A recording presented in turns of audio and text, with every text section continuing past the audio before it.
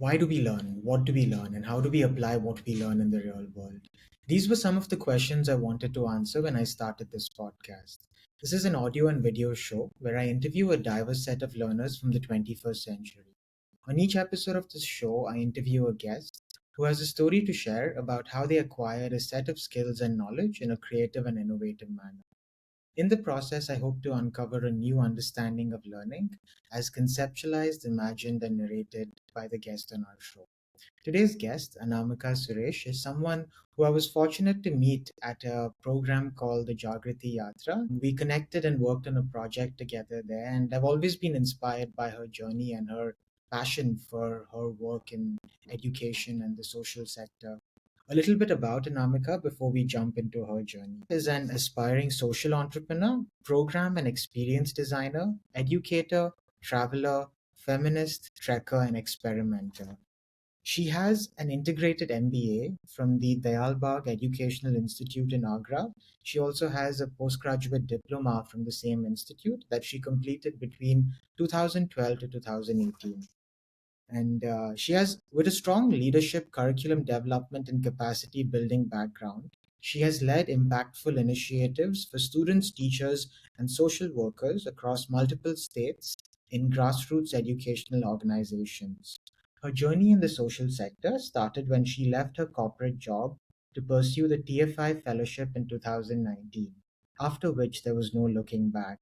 She's currently exploring building sustainable and resilient communities and designing learning experiences in rural communities. So, Anamika, again, thank you for making time for this. I really do appreciate your time. For the first question, Anamika, as a former teacher, I'm always curious about how, and you have also spent so much time in the classroom, and you've actually seen it not only from the classroom but also as an administrator. But I wanted to understand your experience as a student at school, because I feel like teachers, they don't just learn when they learn like in a teacher training program. We often reflect on our own experience at schools when we design our practice. So when you were like a young girl in a classroom, what was your experience at school, and what were some of the other things you were curious about when you were younger? So first of all, thank you so much for the wonderful introduction, Abhishek. It's a pleasure to be here. So this is a question which I've reflected a lot when I started my teaching journey, and I do also reflect every time when someone talks about their experience. Right? I think I never really appreciated school or learning or the role of a teacher when I was in school. It was just okay, hustle, one step, then take a next step, and then go, because that's the kind of environment that was there in the school, right? Everyone had to hustle. It was either become doctors, engineers, or lawyers or professionals, but there was no other scope for experimentation. So yeah, I think I was like any other kid, right? Cribbing about teachers, cribbing about schoolwork, and not giving the freedom to explore what I want to do. But I think it was only when I started teaching did I realize, oh my God, I have missed out on so many opportunities, missed out on so many things, and how a teacher can play a very, very significant role in shaping all our ideas and our thought process, and how they can actually, influence a lot of our mental health as well. So when I was undergoing the teacher training, I realized, what, even if a person does not want to become a teacher or an educator, but I believe the kind of training process that a teacher undergoes, that everyone must undergo, because they learn to appreciate learning. I think I started enjoying learning and the process of learning only when I started to teach.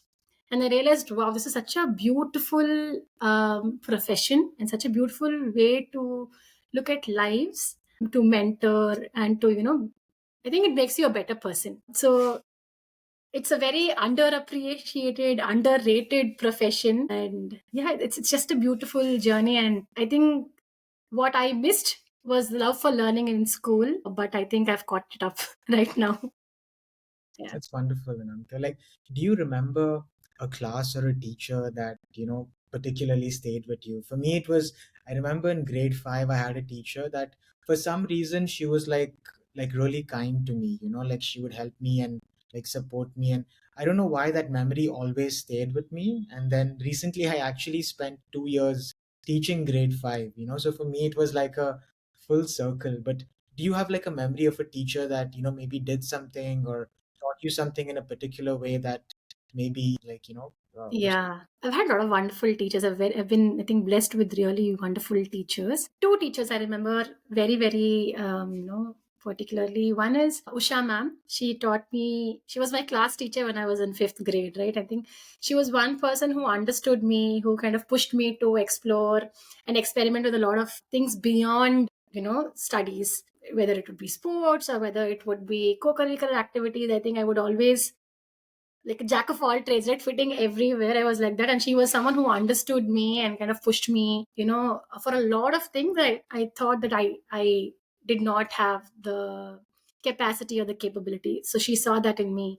It is only in hindsight when I reflect now that I'm able to appreciate and think of her. But she was very kind. She was a very kind teacher. And I still remember that about her and very fondly remember her even now. This was in grade 5, right? And another teacher that I really, really fondly remember was my English teacher in ninth and 10th grade. Her name was Padma. And we had the best time during her classes because I think she was one teacher who really treated us like adults.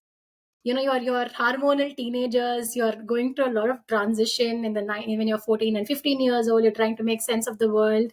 And I think she was one teacher who would uh, take the time out to talk to us, make classes more interesting. And her classes also always used to be like debates, or we could freely express ourselves.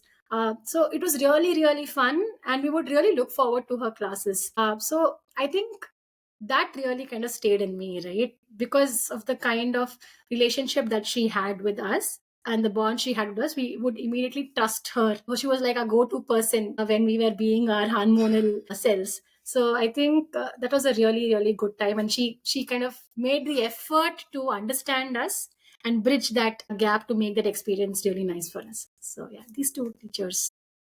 Nice. I hope they, if they listen to this, they're able to maybe relate to that time. And I'm feel like after, you went through school, like in grade 11 and 12, most students that grow up in India have this choice to choose between like science, commerce, and arts.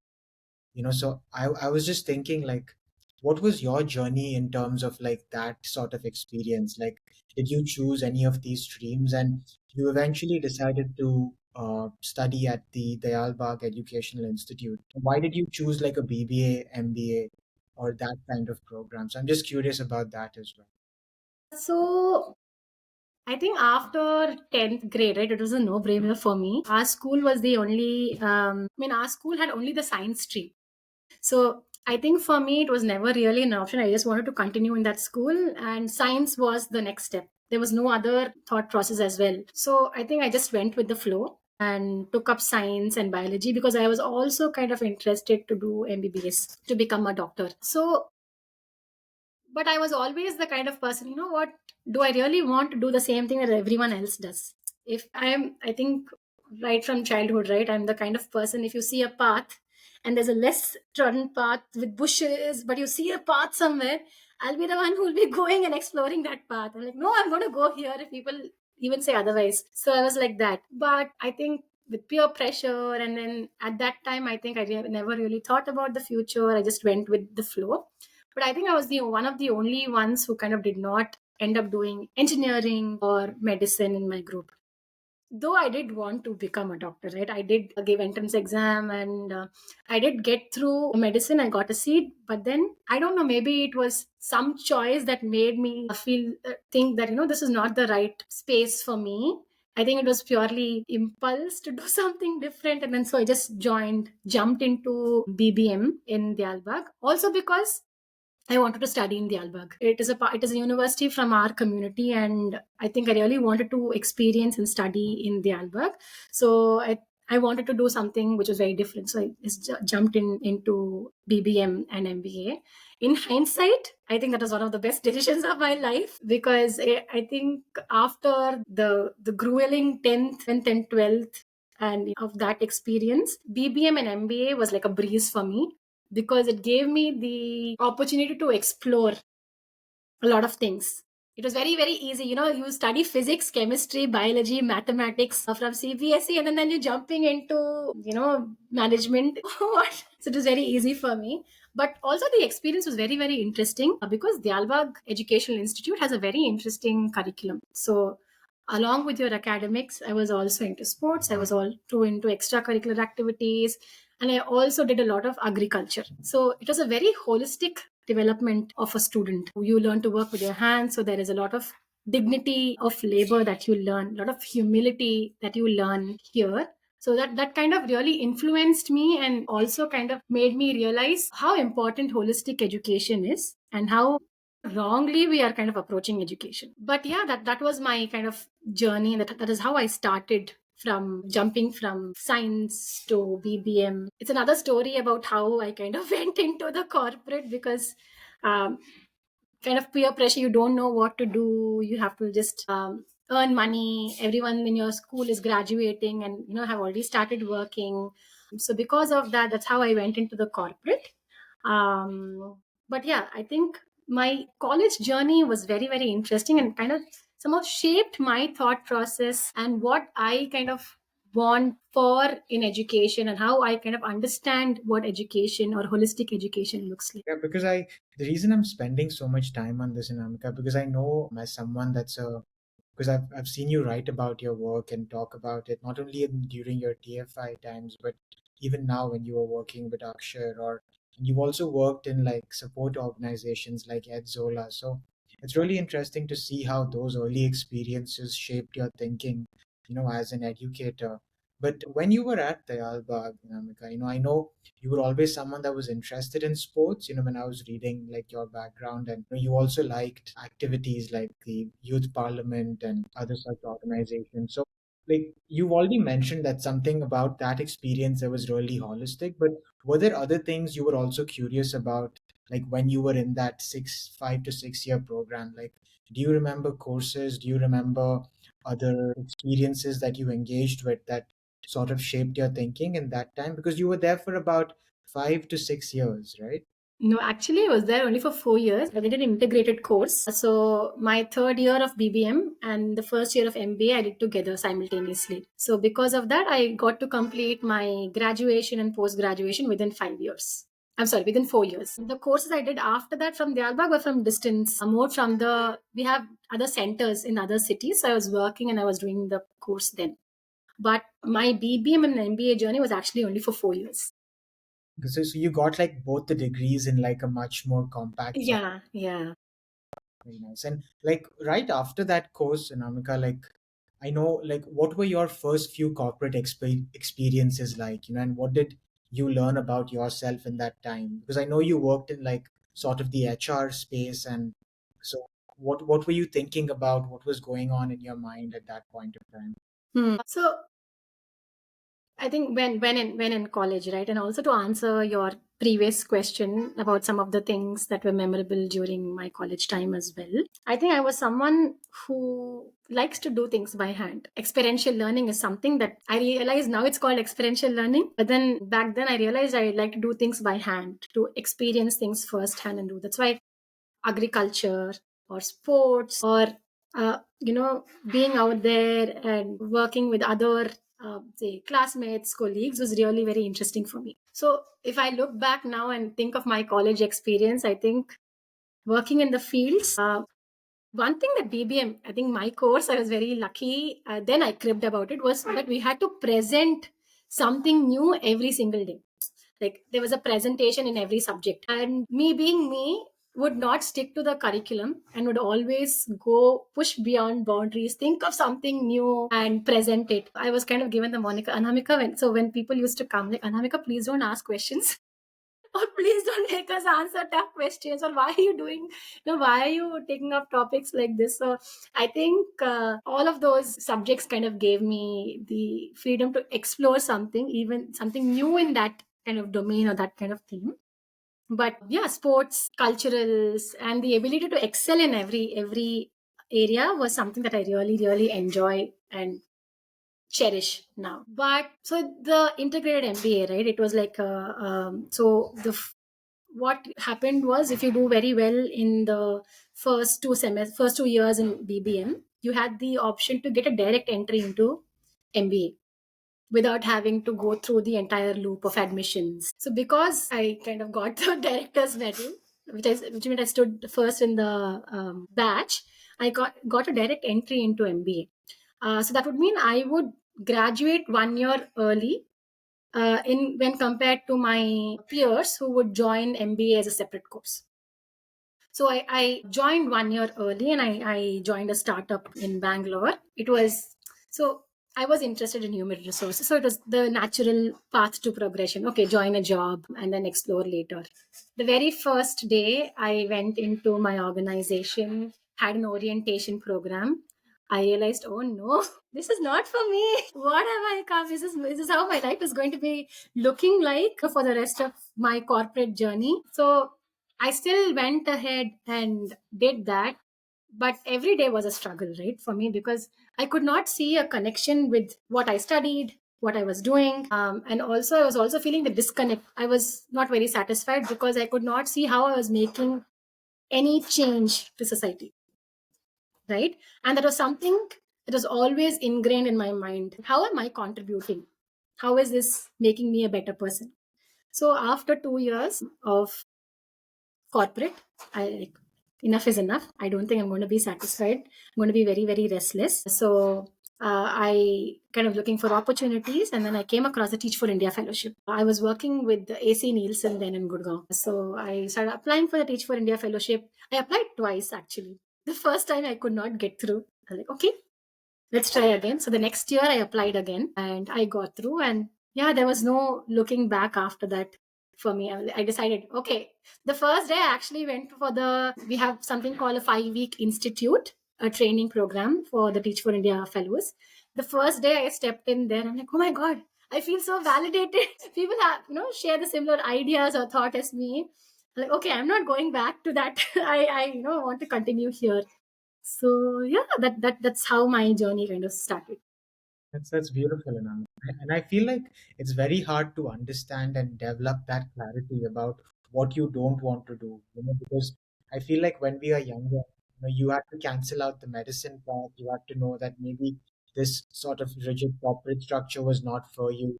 But you know, I think fellowships are really an underrated sort of way to learn about the world. It's like a low stakes but high stakes because you're really applying your knowledge in a real world context. So, and I've heard so many stories about Teach for India as a program. I think it's such a beautiful way to take our educated youth and help them, really see what it's like to work in a classroom in our country. And, a lot of the people that work in the fellowship actually stay in the social sector and they work in education. And your story is, something that is similar to that sort of beautiful journey. So, what did you learn from the TFI journey, Anamika? What did you learn about classrooms in our country, about education in our country, and what were some things you feel, maybe some thoughts on the education sector in general, if you have any? But I'm trying to understand what did you see in that 2 year period as a fellow in those classrooms? I think Teach for India for me was really an eye opener. I was in my privileged bubble until I walked into the classroom. I walked into the fellowship. I had certain ideas about the world. I viewed world from a very rosy lens, and very privileged lens. I realize I'm very, very lucky and very privileged to be able to get a lot of opportunities, exposure. So I went in with certain idea of how why are things not working, right? There was always this frustration, it's so easy, why are things not working, I have so much clarity, why doesn't the other person have so much of clarity? That's with a feeling of frustration and with a feeling of, what, I can go in and change the world. And I think I fell flat on my back. It was an eye opener. A lot of biases, a lot of prejudices, a lot of stereotypes were shattered for me because I realized I was viewing things from a very privileged point of view, right? So when I went into the classroom and I went into the community and the classroom, I realized that we look at people very, very differently. And it is an inherent bias or conditioning that has come with the society, right? We look at government schools a certain way. We look at the communities a certain way. We look at the system a certain way. But we also fail to realize how mammoth the system is. what is the scale and the size at which the system is working at. So that is something that I got to witness firsthand. I worked in a low income private school, though it was not completely a government school, but it was government aided. And I was also in a setup where we had three different schools in the same building. It was one building, one small building, and like the ground floor was government school, and the back portion was a government medium government school, primary school. The second portion of the ground floor was our school, which is a nursery and primary school, but a private management run school. And the first and second floor was like a government Tamil medium and English medium government high school. And with the three different, the three different headmasters and headmistresses, the processes look very different. If I had to do something in my classroom, there were not as many loops which I had to jump through to get things done. But if I have to do something in a government classroom, then I would have to go through a lot of loops to get the permission to do it. So there's a lot of bureaucracy in the education system, right? But I also realize that the education system is I don't know if it's the right word. It's from a very colonial perspective. You are just manufacturing a group of people coming together. You're conditioning them. Basically, we're actually conditioning them, right? That's how we look at it. You're conditioning them. We're putting them through a certain curriculum. You get them. You have to just complete this, and then you have to move on to the next level. So it's just like mass production of students and moving from one level to another level. But there's no quality check. There's no standard assessment. I mean, the standard assessments are there, right? But are they actually checking for the quality? Are they actually checking for the aptitude of the students? It's not possible. So the system is there, the education system, the framework is there, but unfortunately, I feel that we are looking at it from a very, very one-dimensional perspective, right? Just content, knowledge, and then that has to be shared with the student or with the learner. That's it. That's the perspective here. What we fail to recognize, or what I have realized we fail to recognize, is the contribution of teachers, contribution of the community members, the parents, the students themselves, because it's actually their journey. It's the learner's journey, but it's actually taking the onus away from them, and then taking them through a path that is predefined, does not have options. So there's a lot of pressure that comes with it. So it's very difficult to kind of break that system right now. Right? That's what I realized. You can come and change everything and say you can come with ideas, but you have to bring change and you have to work with the system and see, okay, what exactly is happening? And we have to understand that. So that is one of the reasons why when I finished my Teach for India fellowship, I was not satisfied with what basically I did during that time. I had 2 years, but also for me, it was a learning journey. I realized a lot of things. I learned a lot of things. I had to unlearn, relearn a lot of things. So I was not very satisfied with my journey. Given the opportunity, I would like to go back and, do even more.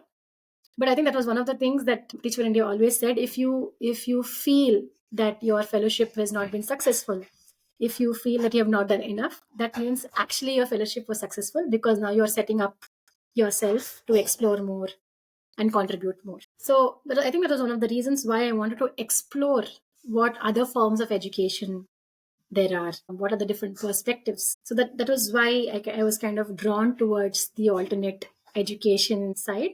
Also because of my own experiences, right? I enjoyed experiential learning. That has been a part of my journey. I think that also kind of influenced me to explore this space and take it forward.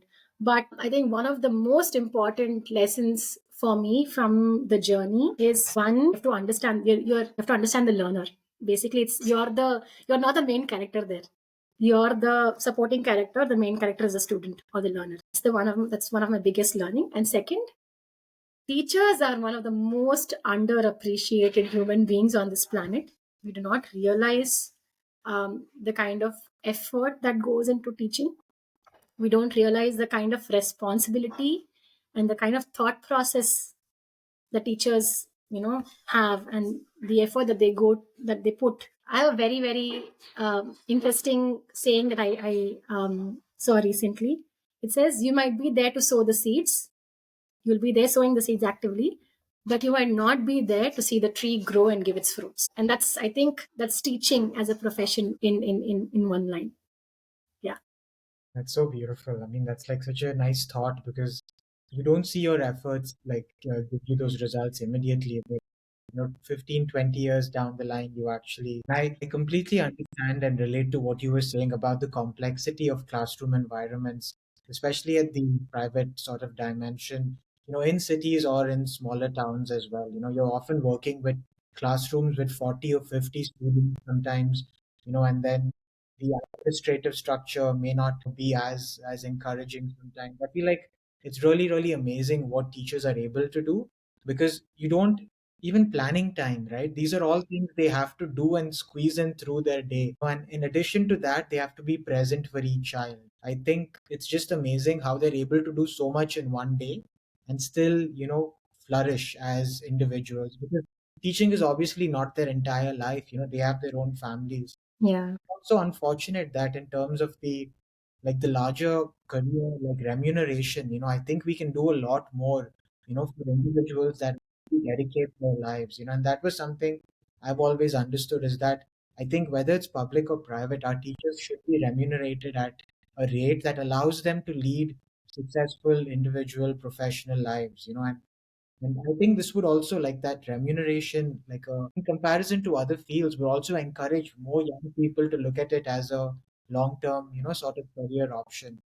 But yeah, so many interesting insights from what you said, Anamika. And now, once you were done with your Teach for India journey, you said that you had that sort of curiosity and frustration at the same time. So, what was your journey like after that? Because you had some interesting work experiences with organizations like EdZola and Akshar. So, as someone that wanted to work in the social sector, someone that wanted to work in the development sector, if that's what you would call it, where was your head at after the fellowship, and what direction did you want your sort of career to go in at that point? So I think my journey has not been, there was actually not been like a flow, or there's not been like logical steps to it. Things came my way. I was very, very lucky. Things came my way. I applied for it. And I think I also went with the flow of things. And I really appreciate that. But actually, what had happened was after the fellowship, my fellowship ended and the pandemic started. So my last 2 months of the fellowship were actually bang in the middle of the lockdown and the pandemic. So I actually could not get a closure for my fellowship. I could not see my students. It was all online. And also the first few months was more of relief work than online teaching because are my students having food to eat? Right? That was something that was going on there. How do we get them to they were like 7-8 years old, right? How can you start teaching them on a video screen right away, right? What do we do? So it was lot of hodgepodge, lot of us trying to come to terms with what was happening, and also trying to make sense of what to do next after the fellowship also, right? Because at the end of the fellowship, like, okay, what next? It was also running through my mind, and also trying to bring the fellowship to a close, and also kind of have a transition so that my kids don't lose out when the next fellow joins. So that was kind of, there's so many things going on then. So I think for me after the fellowship, a lot of offers also got deferred because things were very uncertain for everyone. So I was going through interview processes, things got deferred. So I was at home trying to make most of my time do a lot of probably explore courses. I was also teaching voluntarily at that time. I was teaching music. My grandmother was a music teacher, so I was also helping her take classes, online classes. So we moved to online for music classes. I was teaching them. And because my grandmother was not feeling well, I was supporting her full time to take her to the hospital. So it was like a jam packed time then. So I think the first 5 months after the fellowship was a lot of volunteering, a lot of helping out at home and trying to navigate and see, okay, what should I do next? Because there are no opportunities then. But then at that time, what happened was Akshay, who's a very close friend and who's also a Teach for India 2018 fellow, he was starting out and he had, so I was unofficially kind of helping him with his work of setting up tech-enabled solutions and try to build tech solutions for nonprofits. And that's how EdZola started. So I was helping him unofficially and then joined him officially as a co-team member to kind of officially start off EdZola. So EdZola is a tech consultancy for impact consultancy for NGOs, basically to help them with their tech solutions, to help them become more efficient, to reduce the mundane work, and kind of open up opportunities for them as well. It was completely out of my comfort zone. I am like a no tech person. I was like someone who was averse to tech. But I think what EdZola did for me was to open up my mind. And I think that was my first introduction to what entrepreneurship looked like, because I did a lot of things like an entrepreneur without the risk of, being an actual entrepreneur, like, the financial part of it. But I got the freedom to explore and take the risk and build structures like an entrepreneur. So I think I got the opportunity to build processes, design processes. I got an insight into how websites are built. I got an insight into how technology solutions are built. Got to speak to the client, design processes, build a team that would turn the ideas into, tech products. So it was very, very, very interesting and kind of opened my perspectives of looking at things. And I'm very, very thankful for that. But I realized, I was missing the education sector, because I think I felt at home there. I think I really enjoyed myself for those 2 years. I mean, there were a lot of insecurities, there were a lot of ifs and buts, and a lot of questions and a lot of unlearning and relearning. But I think that was one of my best times. So I realized that, and I wanted to get back. And that's when I came across Akshar. I was also wanting to move to the Northeast because I fell in love with the Northeast. I love to travel. And when I went to the Northeast as, a tourist, I kind of fell in love with Meghalaya and the Northeast in general. So I was looking to explore opportunities, and I came across Akshar. Started talking to Parmita and Mazen, and, and they said, "Okay, why don't you come over?" But what happened was pandemic happened. The second wave happened, again. And yeah, things got uncertain again. But then I realized, what, why don't I do masters? This is a good time to explore. So I applied for Harvard. I got through Harvard. I got through the learning design and innovation program at Harvard, and I got selected. I was looking up at the cost of, how do I fund my masters and what next after that. And I realized it's very, very expensive. Two, I realized if I go there, that my entire trajectory will change. I wanted to work in the field. I wanted to work in the grassroots. But if I go do the masters, financially, I had to also sustain myself, right? So if I had to make things financially also possible, then my trajectory would look very, very, very different. So for the next 10 years or so, my life would change and then priorities would change. I didn't want to do that. So with a very heavy heart, I was like, okay, I clicked on the sorry, I won't be able to accept this offer button. And then I said, okay, I wrote to Akshar again and I said, are you open now that the schools have opened? So they said, why don't you come over?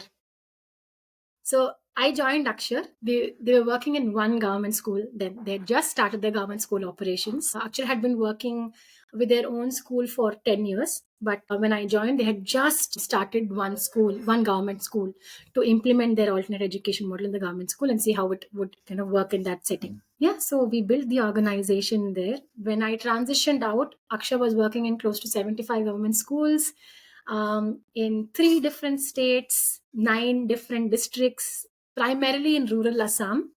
And I think I had one of the fantastic journeys at Akshar. Yeah, I think it's kind of opened up what next for me, and opened up a lot of, again, I had to do a lot of relearning and unlearning there. TFI was a completely different journey. This was a very completely different journey, but it sort of opened up a lot of opportunities, for me, a lot of new ideas, and that's what I'm exploring. That's amazing, Anamika, because I feel like your journey, I think, is like so fluid in terms of how you transitioned between from the integrated MBA to the TFI journey to EdZola and then to Akshar. It's just so interesting to see how, because in every role you almost had to acquire new skills. You had to like relearn, become like understand what that environment is like. But I think at the back of your journey is this passion for sort of education, and working in rural communities and in smaller communities. And I think I remember seeing Parmita's TED talk where she had this beautiful story of this young girl that was in a house, where there was a lot of abuse and trauma, and the girl was able to transform her situation because in some way in her environment she needed to like sort of earn a little bit to be able to speak to her or intervene in a situation that was not very nice for her. And because she was able to earn a little and contribute to the family at that age, she was able to intervene in certain situations that she wouldn't have the voice to intervene in, and I think it's when I heard that talk, I was just thinking that like each school environment and the kids that come and the teachers that come is like so different, because as a teacher it's so hard to think of it top down. You can't, like, even as a policy maker, like, when we see like major policies just being implemented, I think it's really the knowledge of the administrator, the teacher, the students, and the parents and community that is way more important than what is just coming top down, because I think they are the experts of that environment. And like like when you were at Akshar, without like naming like names or like sharing details, like were there stories that really opened your eyes to transformational impact? If you could share some stories of what you saw and how the intervention that Akshar designed made that transformation possible. Absolutely. I think the two and a half, not 2.5, 2 years and few months that I spent at Akshar, uh, kind of made me turn 180 degrees on a lot of things. Uh, when I joined Akshar, right, I came from a very different perspective. For the past 4 years that I was working after during the fellowship and after, I had a very different idea of education, of how do we design learning experiences for children, how do different stakeholders come in. I was looking at it from a very different experience, and I realized now that it is because we were working in an urban setting, and the challenges for an urban setting are completely different. When I came to Akshar, when I was based and I'm still based in Guwahati. Guwahati, though not a city, it's still a bigger city, one of the biggest. It's the biggest in the entire Northeast, right? But it's still very slow and very different compared to the other cities and other places. When I came to Akshar, it took me some time to understand why things are happening a certain way, right? Because I came from a very different perspective. So initially, I had to make sense of a lot of things. It was a struggle for me to understand why things are happening a certain way. Why are they not going according to what I thought was the right one? Because that was very logical. But after 6 months, after a lot of conversations with Parmita and also a lot of people from the communities, the students, the teachers who were working there, I realized, you know what? No, I was completely wrong. I had to look at things from a very different perspective because the context is different, the people are different, the needs are very different, right? So I had to take a step back, I had to unlearn everything that I knew and learn a lot of new things. So the Akshar model, right? When I was working there, it's very experiential based. It's based on Gandhiji's Naitalim philosophy, which is learning by doing.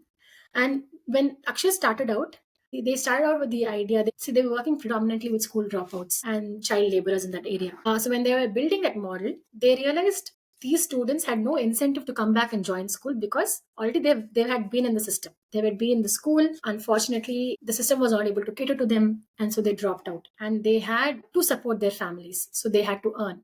Once you have the financial freedom, right, and it's the same for me also. Even at this age, right, anyone who has the financial freedom, they would not want to go back to a system which is very controlling and constricting, where you lose that income, right? So they were thinking, how do we get these children back into the system?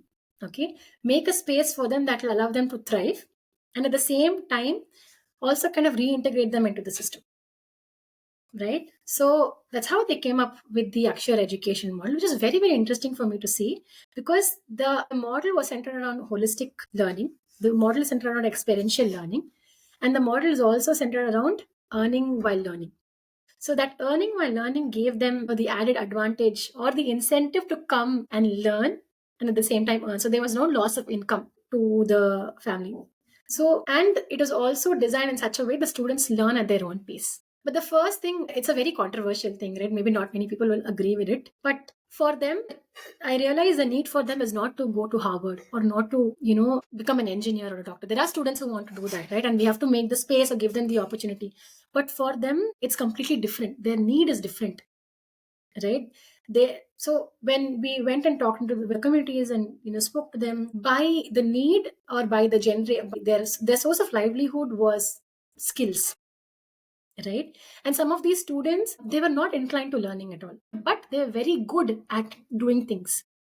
They're not able to read or write. They were struggling to read or write, but they're very good at making furniture. They're very good at making, fixing things or fixing, say, appliances. There was a student who was struggling, who's been with us for a very long time, say past 6 years, and he's now I think 20 years old, but he struggles to read or write, and he's expressed his frustrations. He's like, "Ma'am, I don't feel like learning." He can read, he can write, but I think he's just at the basic. He's not able to um, write his 10th board exams. He said, I can't do it. I understand. I know my shortcomings. I can't do it. But he is really amazing with building and restoring automobiles. So he was doing an apprenticeship with a garage, and one day he restored an engine of a Harley Davidson, not Harley Davidson, but something similar motorcycle. Like wow! So we have a certain idea of how things are, right? So we're like, okay, we will support you with, so then we said, okay, you know what, we will support you with certifications. We will try to see what is out there that can help you so that you can, become the best in your. So the idea of the model was to design, a space where they can be in charge of their own learning. There is a student who wants to become a doctor. All right. So then how do we make that space? So the idea is to give them the ownership and see, okay, what do you want? Give them the choices and be there to guide them. So I think that is one of the, when I look at things, when I see these processes, I realize if you want knowledge, there's AI, but no one can replace a mentor or a facilitator or a guide, right? That's what these people need. Also, you need someone to support them. They don't need someone who transfers knowledge or energy or content into them and then give them, what you should do this or control their life. They are very, very resourceful people. They are very, very smart and intelligent and extremely capable, but they want different things from their life. So there are a lot of success stories like this, right? And we realize these success stories are coming from rural. And we also realized our design worked better in a rural setting than in an urban setting, because the challenges are in the urban setting are completely different. When we're designing for rural, it has to be completely different. The needs are different. The need is not to not to migrate to the US. The need is to have a better life, to come out of poverty, to have a better life for themselves, to become skilled in their own craft, to do something that they want to do and they enjoy. At the same time, having a dignity of life. That's So I think we have to realize that the context is different. We have to build for the context, and we have to design experiences or design the education model differently.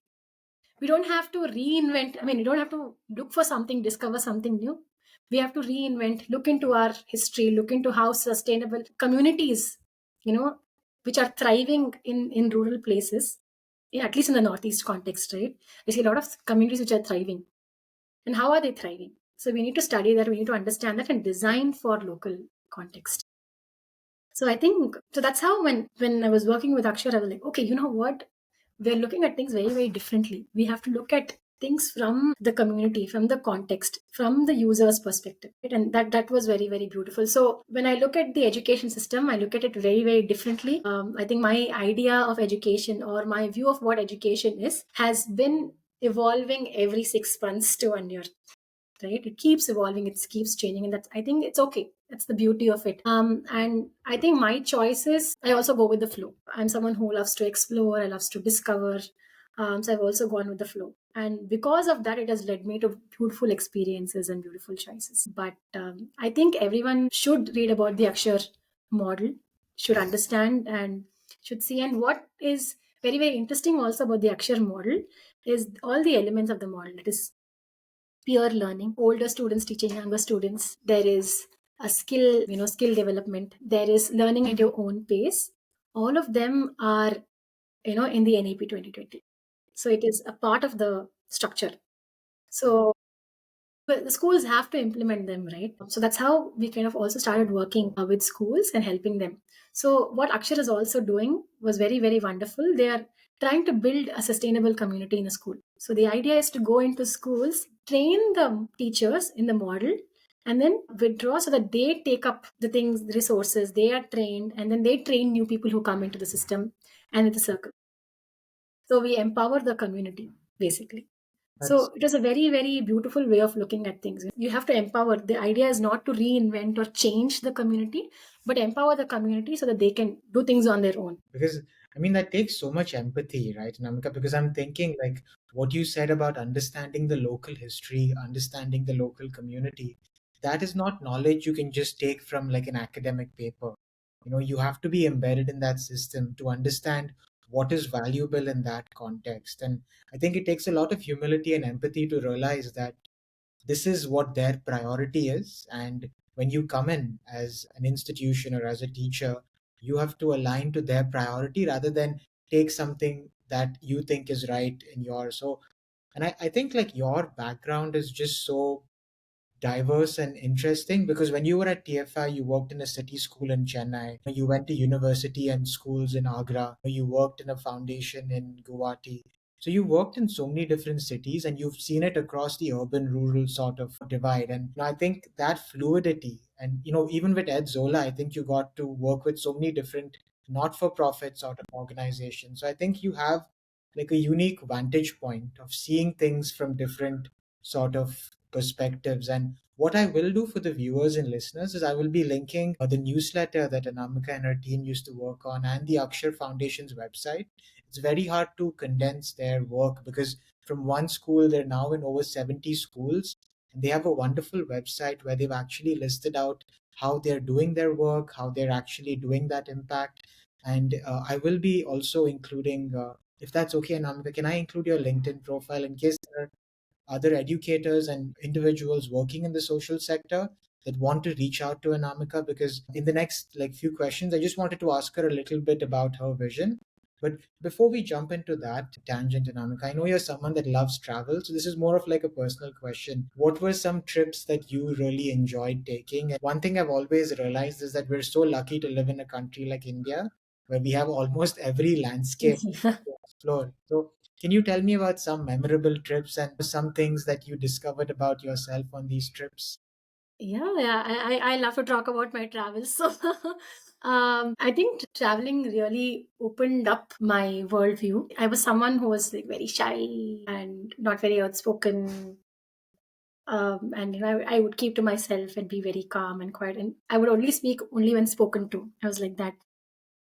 My very first job, 1 year into the corporate, as it is in the startup world, we lost funding and all of us were laid off. So I had time on my hand. I'm like, okay, what am I going to do?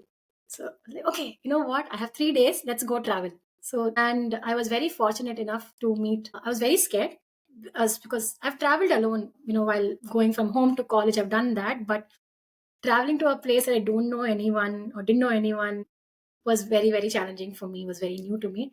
But I was very fortunate enough to kind of meet solo travelers. I was the youngest then. I was, I think, 20, 21 when I did that. And that gave me the boost, meeting them, talking to them. And I still keep in touch with them, right? And incredible people who work with very diverse things, who are experienced travelers themselves, who gave me a lot of insight. So that's when my journey started. And after that, I think I have traveled quite a bit. I'm also into trekking. I love trekking. I think one of my most memorable trips have been treks.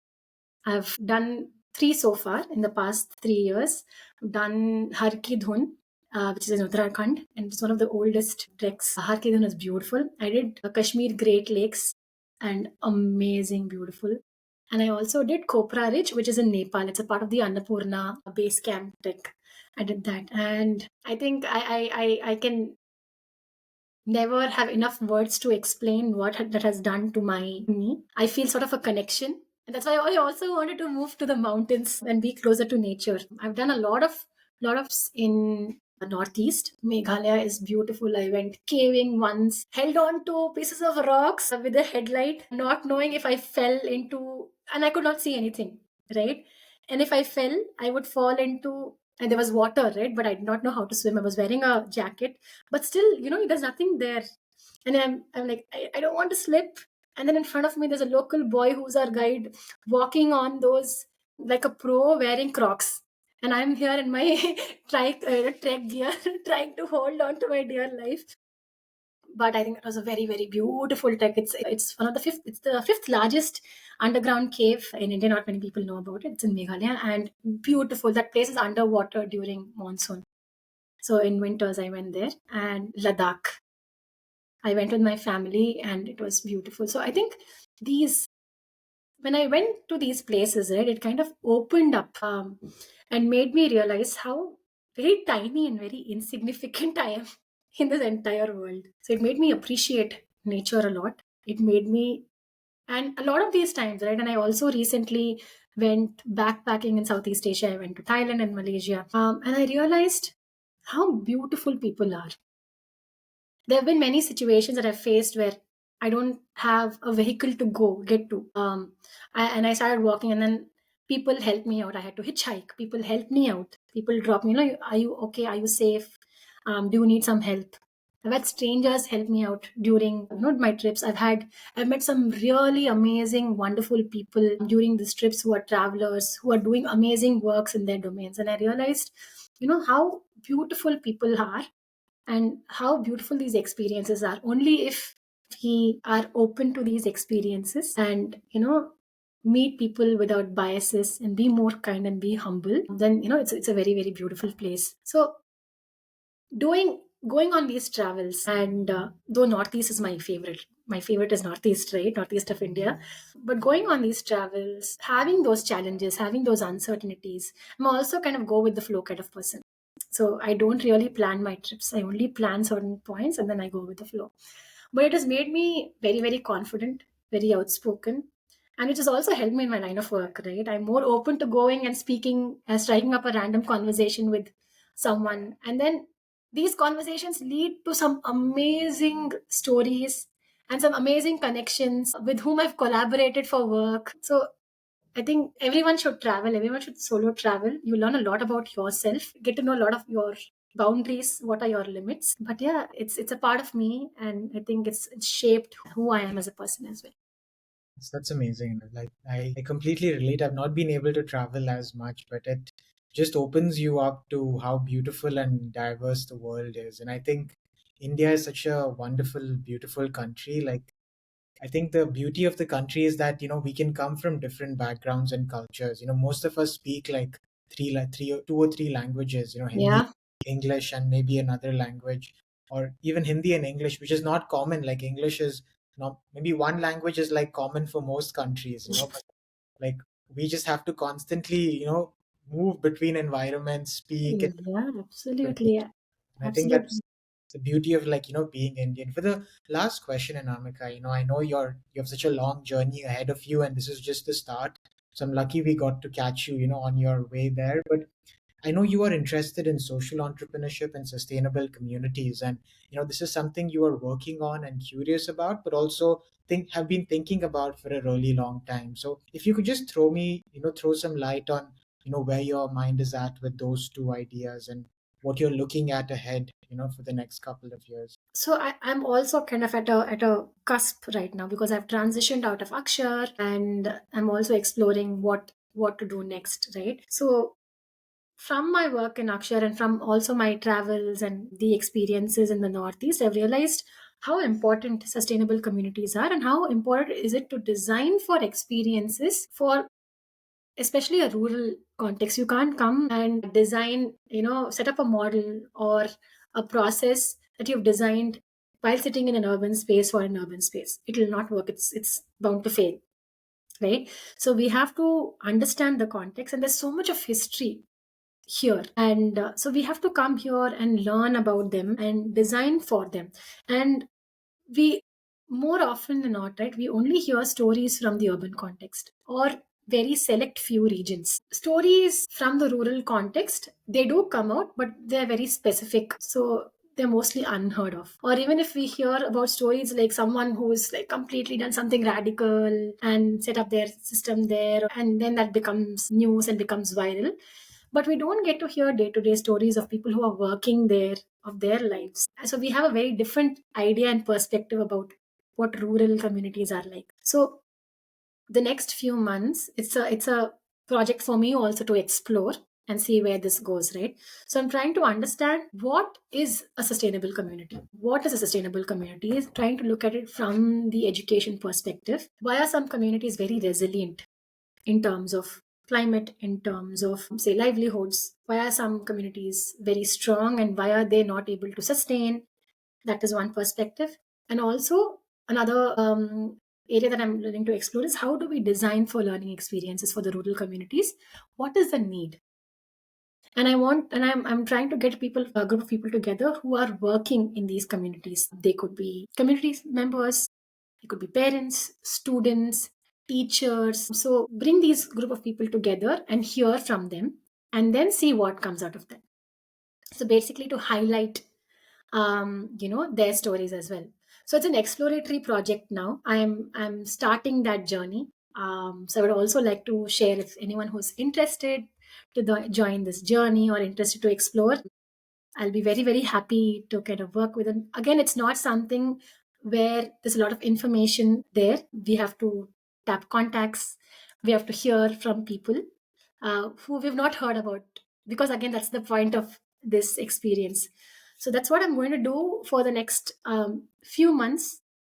I don't know if this will go well or not, but I think I've come to accept that. That's the beauty of life for me, is go with the flow and see where it leads. So yeah, that's my project for the next few months, exploring what sustainable communities are, exploring education, what role does education play in sustainable community, how do we design for rural learning experience, what is the need, what is the future, and hearing stories from them. Wonderful. So, on that positive note, we come to the end of this episode of Learning Stories. I will be linking Anamika's profile on LinkedIn, and you can reach out to her to understand more about her work and her journey as someone that's really passionate about education and someone that's spent time in classrooms in urban and rural settings and has a very unique vantage point and perspective on change and impactful transformation as well. So, thank you again for tuning into this episode of Learning Stories. And until next time, this is Abhishek Shetty signing off. Do keep learning. Thank you.